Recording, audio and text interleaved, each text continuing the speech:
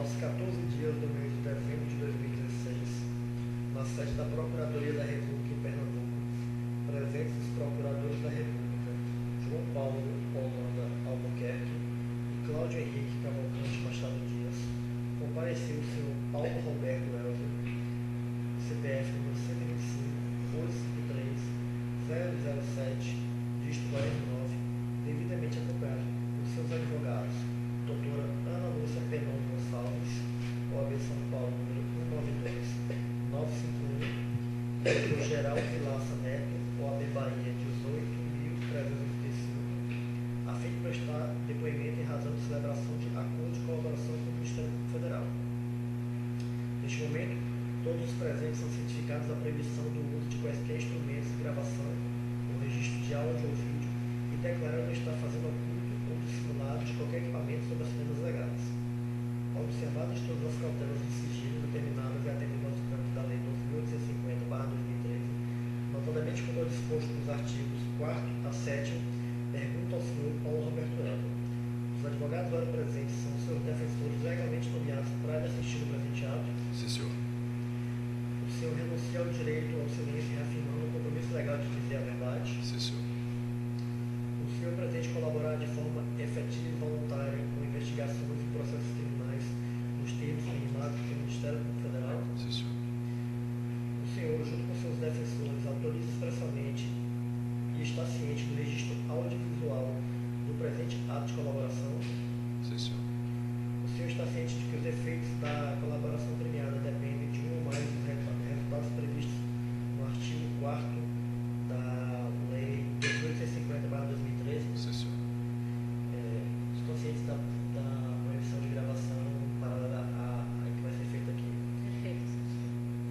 O senhor, no tocante ao anexo 3, contribuição por meio de caixa 2 à campanha inicial de Blumenau, pretende responder às questões formuladas? Sim, senhor. Vamos às questões. Senhor Paulo Roberto, gostaria que o senhor nos contasse a respeito do tema referente ao anexo do termo de colaboração do sumário executivo, do termo de colaboração número 3, referente à contribuição por meio de caixa 2 à campanha municipal de Blumenau. Em 2012, eu era responsável na Odebrecht Ambiental como diretor superintendente da região sul do Brasil, compreendendo Paraná, Santa Catarina e Rio Grande do Sul. E atendendo à determinação do meu superior hierárquico, Fernando Cunha Reis, busquei identificar neste ano candidatos a prefeitos em potencial de vitória nos municípios em que já tínhamos a concessão, no caso específico, Blumenau. Bem como também, ao mesmo tempo, estavam buscando candidatos que sinalizassem com a perspectiva de vir a conceder à iniciativa privada a concessão de serviços de saneamento de água e esgoto nos municípios em que ainda não tivéssemos presentes. O objetivo de tais contribuições, evidentemente, era no sentido, no primeiro caso, dos candidatos onde já estávamos presentes, era assegurar o bom andamento das concessões já conquistadas, visando garantir a normalidade do cumprimento do contrato de concessão. No segundo caso, em municípios em que não estávamos presentes, o objetivo era vir a incentivar ou a reforçar essa ideia de se concessionar a iniciativa privada o serviço de saneamento. Tenho conhecimento que essas doações eram realizadas pela Caixa 2, né, e operacionalizados pelo sistema, pela equipe de Gilberto Silva. Esse que era o panorama desse processo. Tudo isso previamente e definido e aprovado pelo meu superior, Fernando Cunha Reis. Com relação especificamente a Blumenau,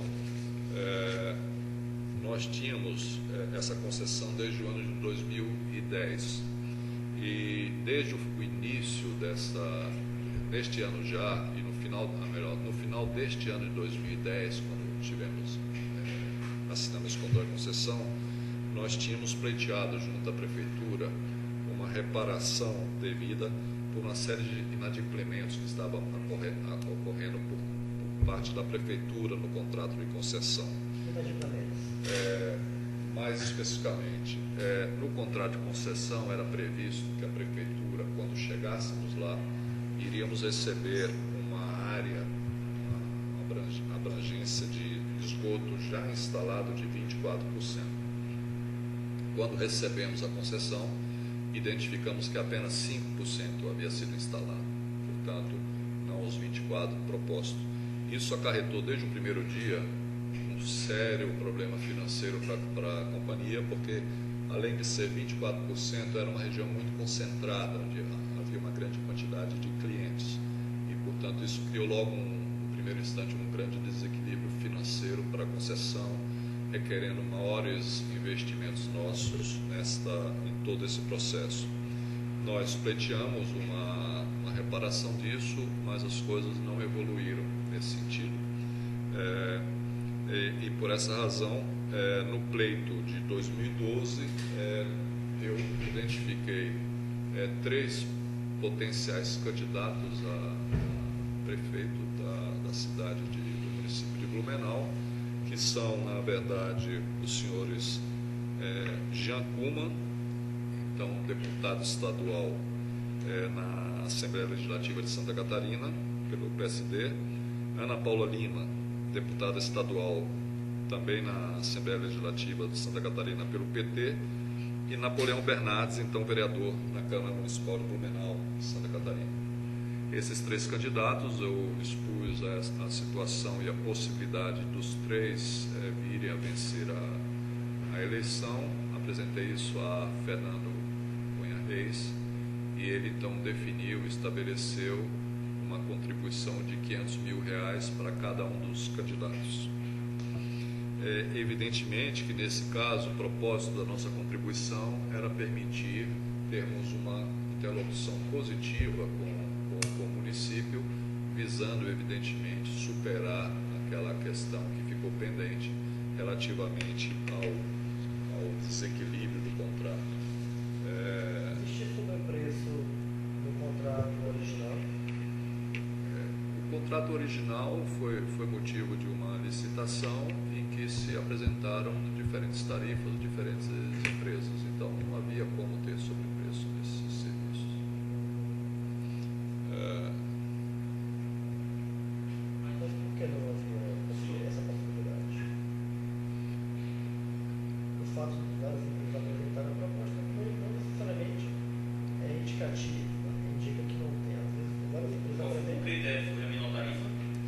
Foram as duas, tarifa e nota técnica na apresentação dessas propostas.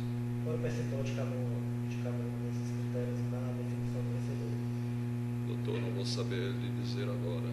Vou lhe dizer, não. Isso remonta lá atrás, a 2009, quando eu estava iniciando Então, o senhor tem segurança de que não havia sobrepreço no contrato inicialmente? Eu não posso assegurar isso.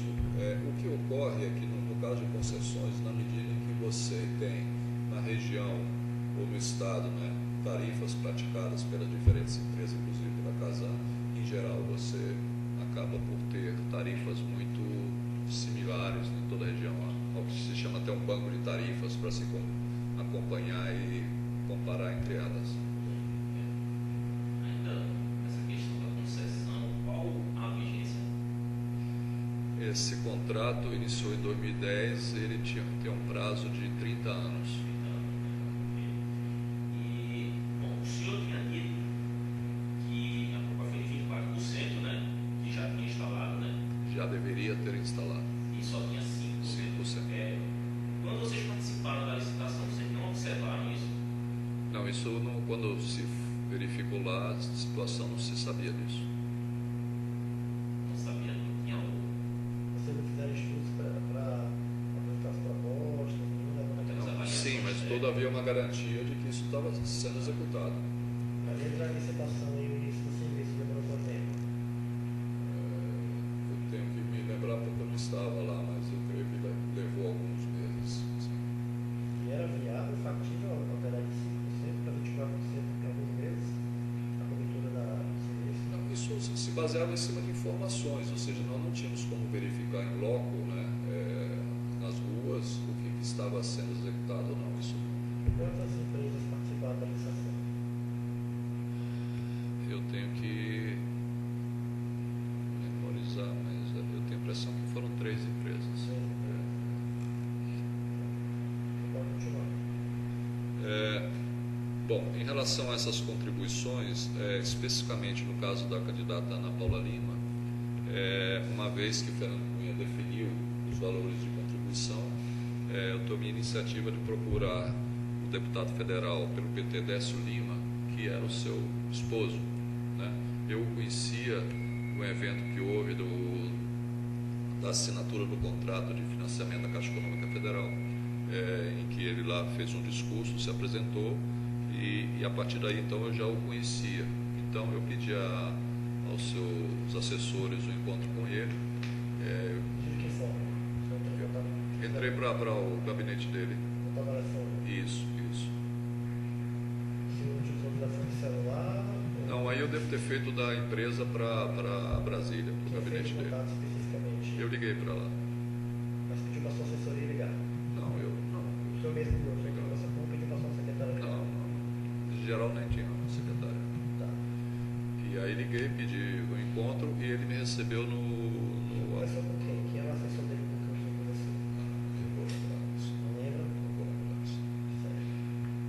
Pode continuar. E aí então marcamos o encontro no seu gabinete, no seu apartamento funcional em Brasília, onde eu informei a ele da decisão nossa de apoiar a campanha da então deputada Ana Paula Lima. Onde era o apartamento funcional?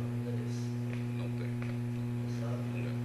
Como é que você se deslocou até Brasília nesse dia? Aí tudo através de táxi, sempre. Tá, mas o senhor residia onde, né? Rio de Janeiro, sempre existe. Certo. Como é que foi o deslocamento Rio-Brasília? De avião. Foi comercial? Sim. Certo. Você se recorda como é que foi esse, mais ou menos, como é que foi esse encontro? Isso deve ter sido no primeiro, segundo trimestre de 2012, não é? É isso mesmo. Certo. Tá.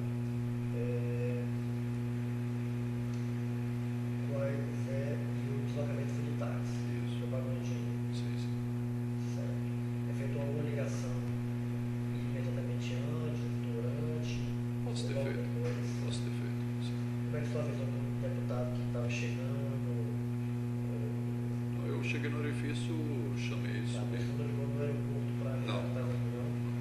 Eu tinha marcado a hora, ele disse Marcado o horário. Isso. O senhor retornou no mesmo dia? Retornou no mesmo dia para o Rio? Retornei. Com a agenda Fui lá exclusivamente só para conversar com ele. conversar.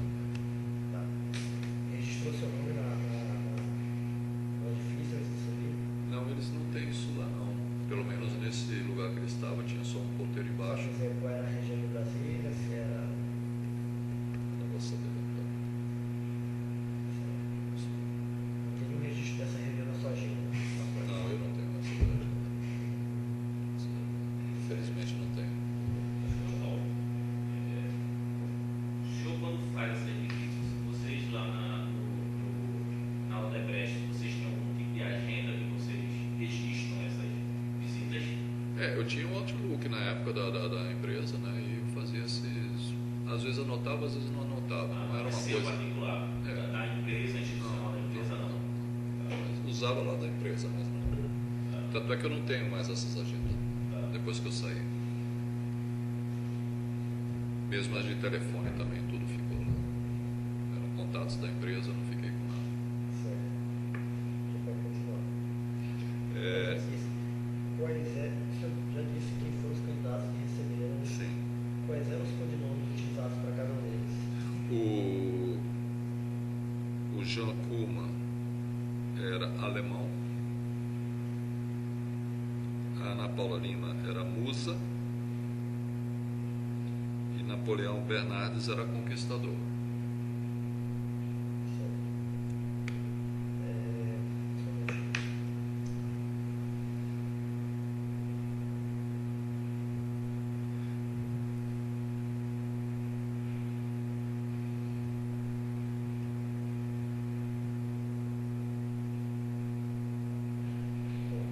No documento de corroboração 3C, existe também uma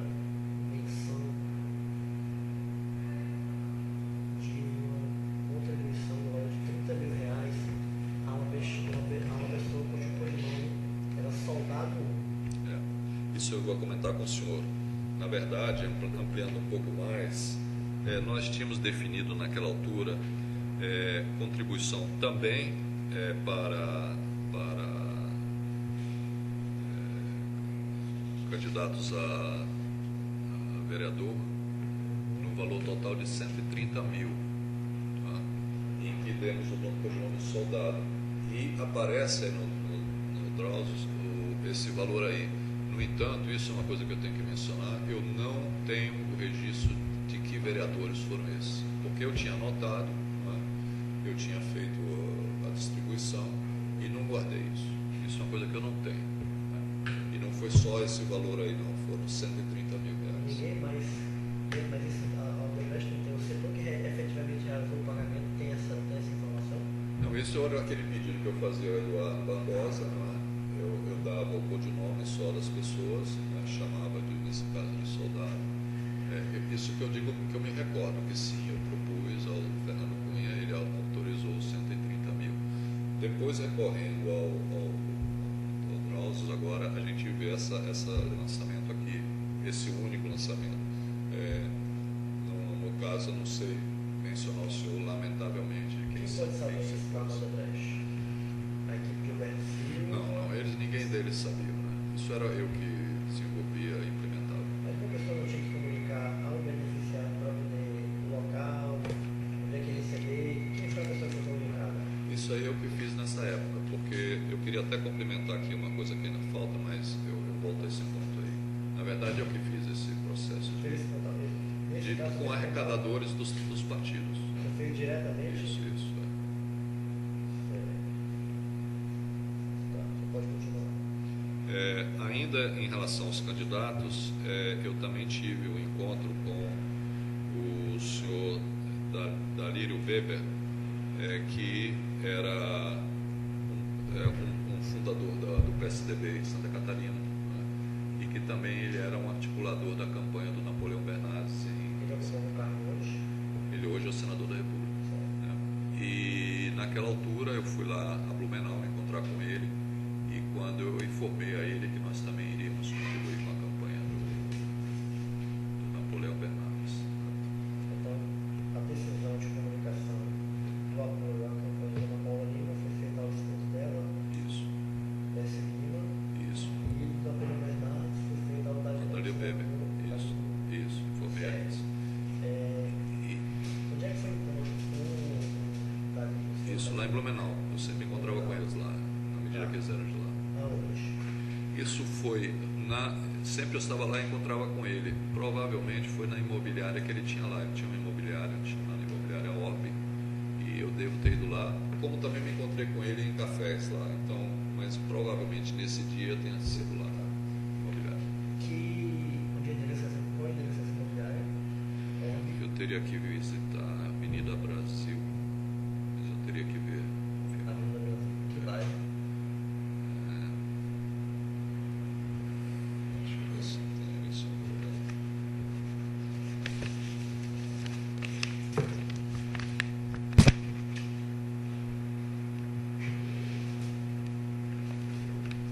Ponta Aguda. Ponta Aguda? Certo. O senhor pode descrever como é que era o local da sala que você se reuniu? Era uma imobiliária muito simples, em que tinha uma recepção, uma entrada, e logo ao lado tinha uma sala de reunião, que às vezes deve ser para receber clientes da imobiliária. Era ali. Certo. Eu entrava com ele. É uma coisa bem simples. Imobiliária, como é que era? Bom, Imobiliária da sala, você se recorda? era uma mesa como essa aqui, com cadeiras. Algum outro imóvel? Não. Certo.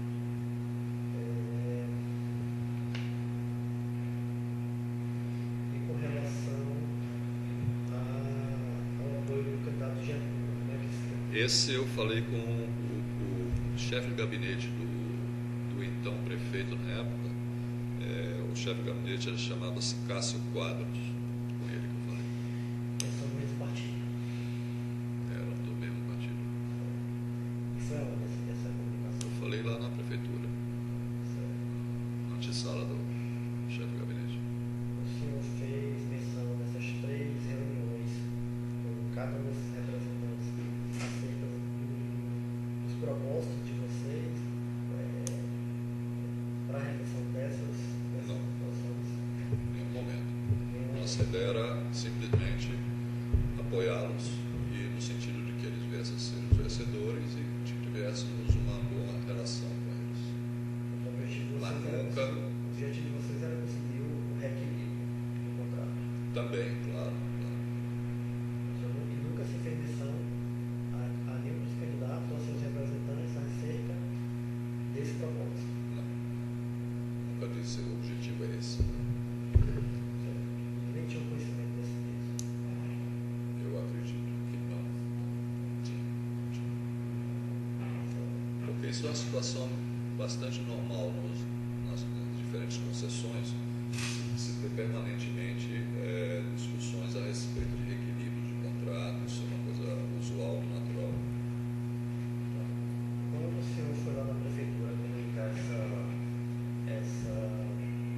esse apoio, foi lá tinha como o senhor se registrou lá no prédio, antes de subir? Não. Não? Os deslocamentos dessas 3 reuniões foram de táxi? Sim, sem pagar. E os deslocamentos aéreos por voos comerciais? Sim. Chegava até Navegantes, de Navegantes, aí pegava o ônibus da companhia aérea, Ceará, Ceará, ou porque ali de Navegantes até Blumenau é por ônibus. Assim. Perfeito.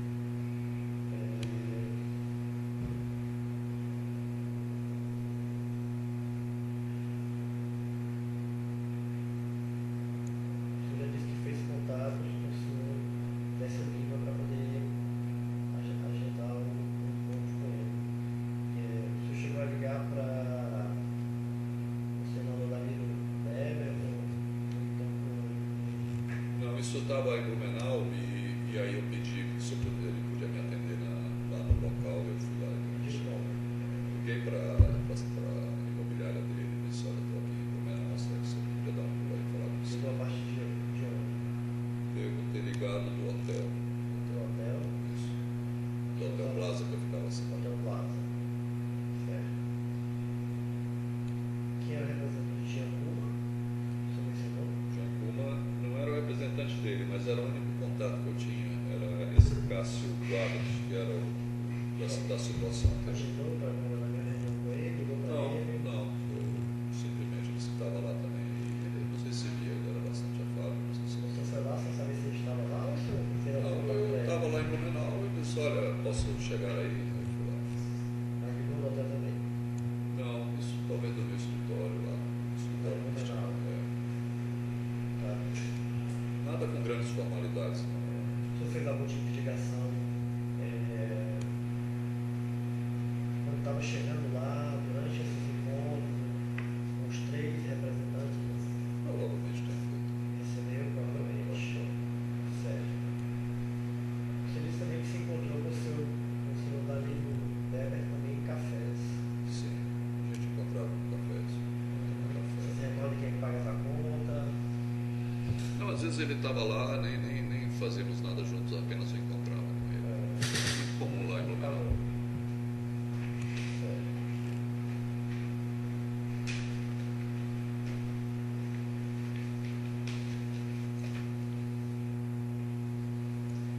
Esses recursos, eles foram pagos de doação social ou Caixa 2?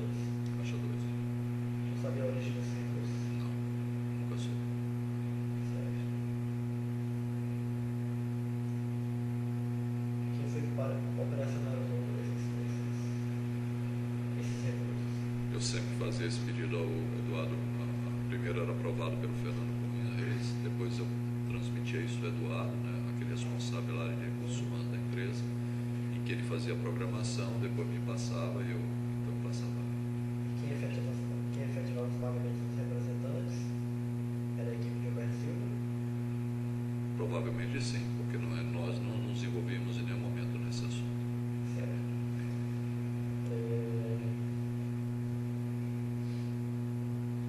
Eles foram realizados em que cidade, esses pagamentos? Lá mesmo? Ou Isso em geral deve ter sido São Paulo. São Paulo? Em Santa Catarina nunca houve nada disso. Não, né? Certo.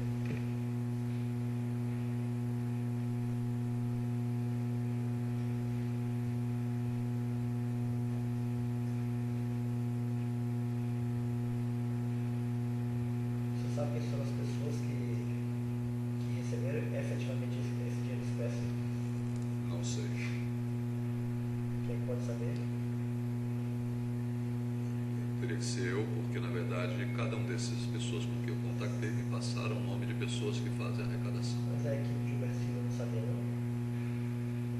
Quem são as pessoas? Quem eram os portadores? Até as pessoas que receberam no meu portal os valores até o retorno a Blumenau? Não. Não tinha por que saber. A gente indicava os endereços, eles iam lá nos endereços e pegavam esses recursos. Certo. Quais são as provas que o senhor tem desse pagamento? Eu tenho no Drauzos as relações em que indicam os valores dos codinomes alemão, Musa e Conquistador.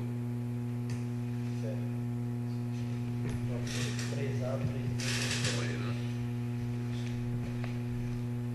O senhor não sabe informar, o que consiste esses dados inseridos na coluna referente à requisição? Não, senhor. Desconhecia essa planilha. Certo. Quem era o diretor superintendente da FOIS nesse período? Era eu? O senhor, né? FOIS era Era antigo nome da Odebrecht Ambiental. perfeito.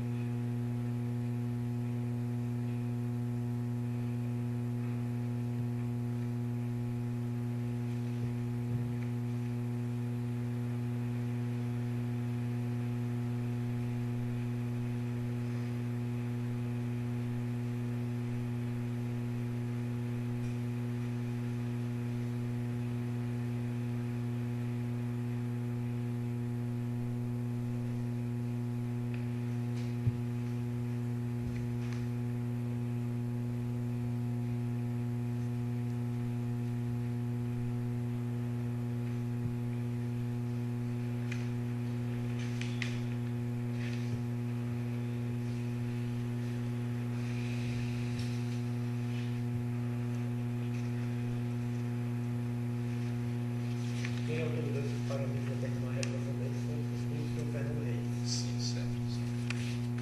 Certo.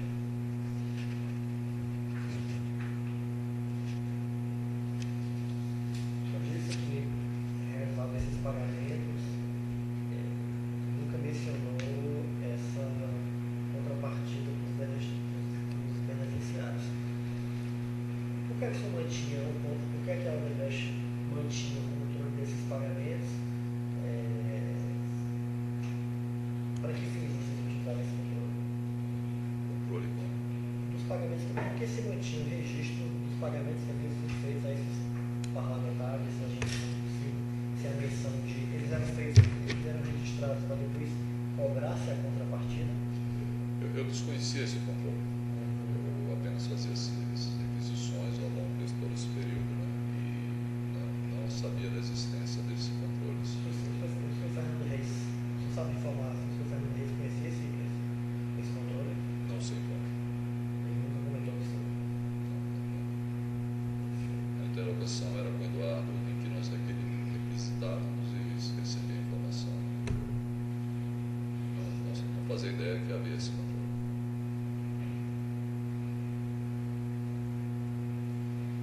Foi efetivado a regra de contrato?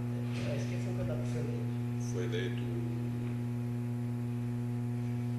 Napoleão Bernardes.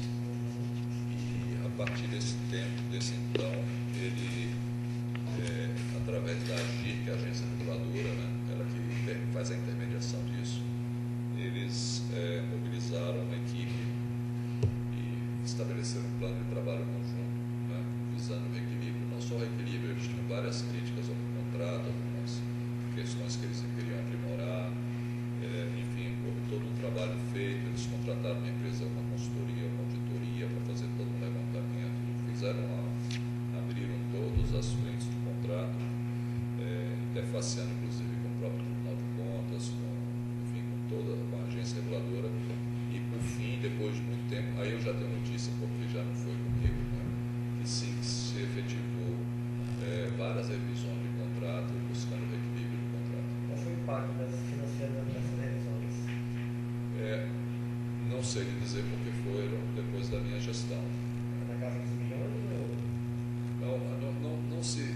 na verdade, essa reivindicação que se fez em recursos financeiros, uma das coisas que, quando o prefeito assumiu, eu fui lá conhecê-lo e ele me disse: olha, Paulo, esquece, compensações financeiras jamais iremos fazer. O que podemos rediscutir são várias questões do contrato. Então isso foi feito, ou seja, não se envolveu recursos financeiros nesse reequilíbrio, se envolveu definições de investimentos a serem feitos, prazos de investimento, enfim, uma série de outras alternativas. Eles tinham uma reivindicação de retomarem o controle da parte comercial que estava conosco, todo o sistema, porque nós fazíamos essa arrecadação, eles quiseram retomar para eles.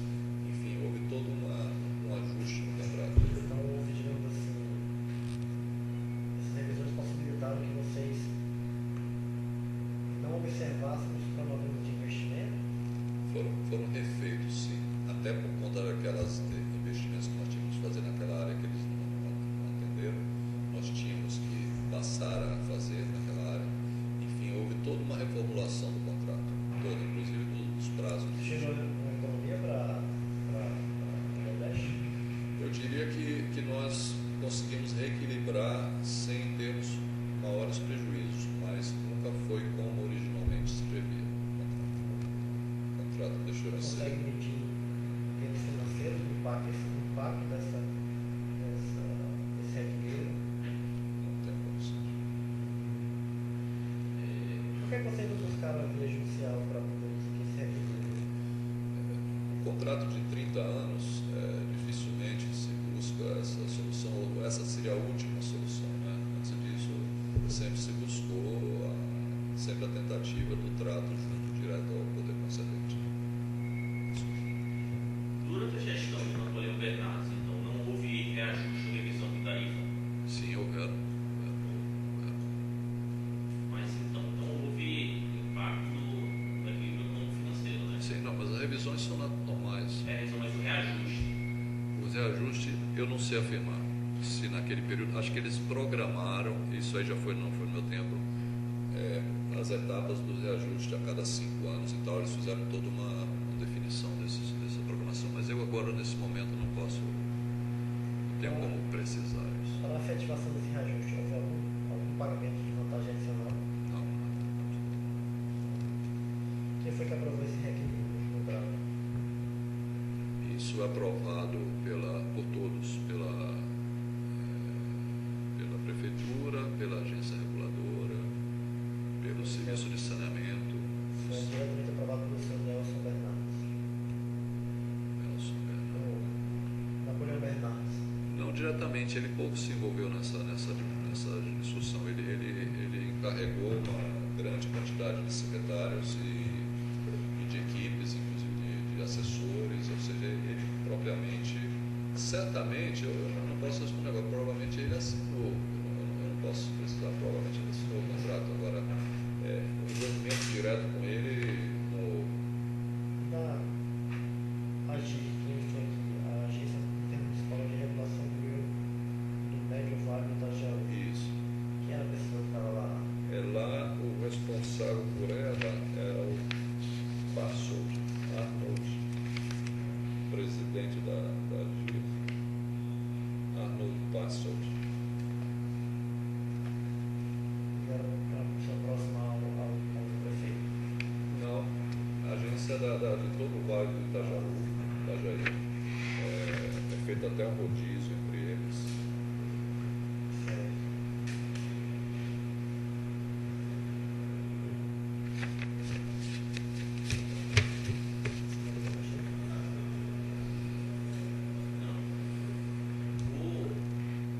Vocês chegaram a apoiar a reeleição do Napoleão Bernardes?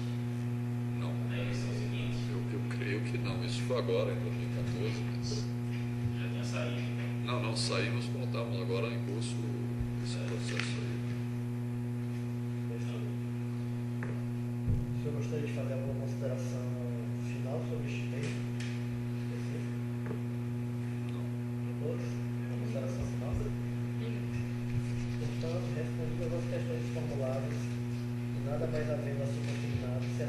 encerrada a gravação audiovisual e em seguida lido e assinado o termo que também registra o presente ato.